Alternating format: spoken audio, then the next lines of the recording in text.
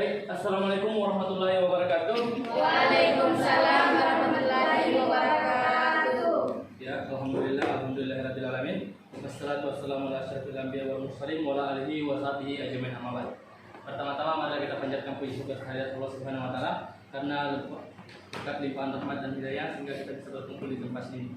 Salam serta salam terlupa kita curahkan kepada junjungan kita Nabi besar Muhammad sallallahu alaihi wasallam sebagaimana adalah sosok patron sejati bagi kita semua. Ya, langsung saja teman-teman, perkenalkan nama saya Rizwan, NIM 22033 2002, Fakultas Teknik dan Bisnis, Program Studi Perencanaan Wilayah dan Kota. Pada kesempatan kali ini, saya akan menjelaskan sedikit tentang bagaimana cara membuat karya ilmiah. Oke, langsung saja. Yaitu cara membuat karya ilmiah. Nah, selanjutnya seperti yang saya perkenalkan tadi bahwa nama saya Rizwan. Mungkin teman-teman tadi sudah mendengarkan toh. Nah, ini foto saya. Selanjutnya daftar isi dalam slide saya ini ada beberapa yang sebentar saya akan jelaskan. Yang pertama mengenai pengertian, yang kedua fungsi, yang ketiga ciri-ciri, yang keempat jenis-jenis, yang kelima struktur, dan yang keenam adalah cara membuat karya tulis ilmiah. Oke, kita lanjut ke pengertian karya ilmiah. Nah, teman-teman di sini pasti bertanya, apa sih pengertian karya ilmiah itu?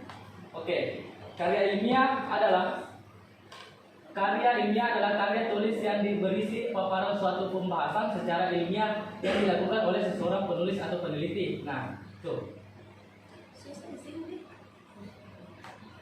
Selanjutnya, adapun pengertian karya ilmiah menurut ekosistem karya ilmiah adalah tulisan atau karangan yang dapat disesuaikan dengan sifat keilmuan yang didasari dari berbagai hasil pengamatan, penelitian, peninjauan terhadap bidang ilmu tertentu di seluruh dengan menggunakan metode tertentu, dengan memperhatikan sistematika penulisan yang baik dan santun serta dapat dipertanggungjawabkan keilmiannya. Nah, itu tadi teman-teman kedua pengertian dari karya tulis ilmiah itu sendiri.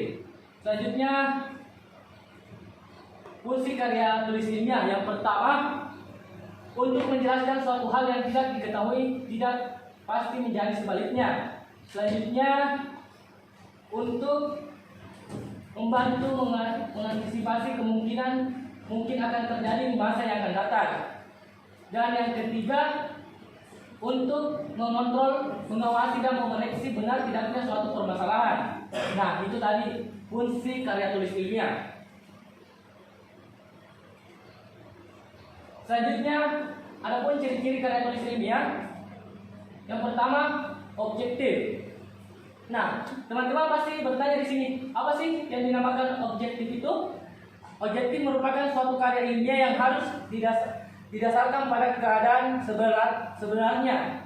Yang kedua adalah logis. Nah, teman-teman pasti juga bertanya, apa sih ciri-ciri karya tulis ilmiah yang logis?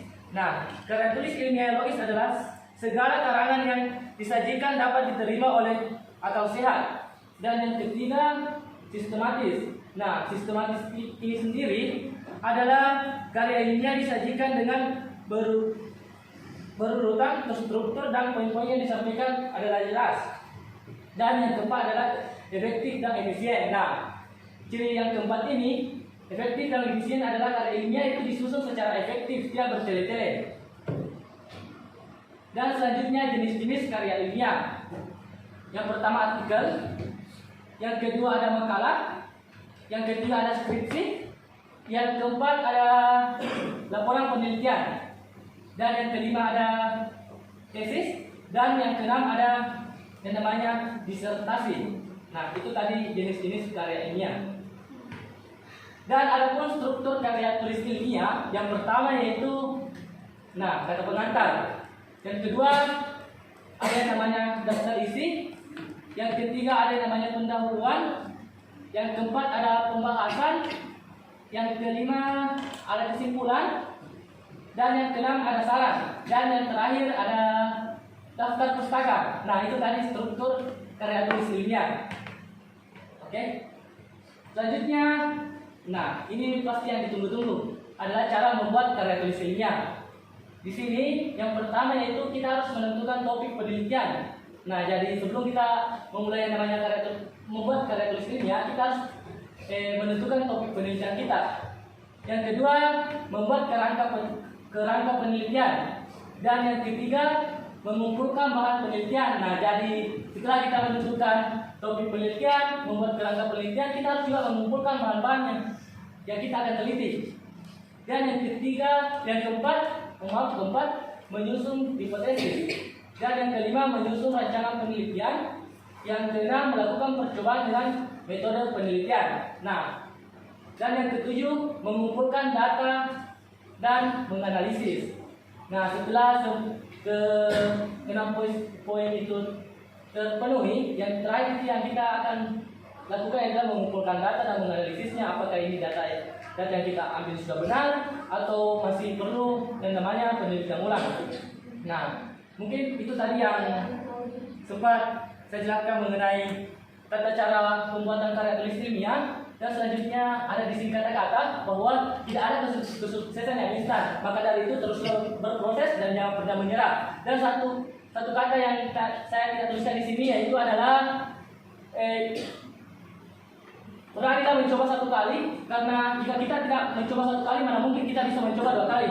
Nah, selanjutnya ya, thank you. Sekian, mungkin itu saja pemaparan pada kesempatan kali ini. Mohon maaf atas segala kekurangannya. Assalamualaikum warahmatullahi wabarakatuh. Waalaikumsalam.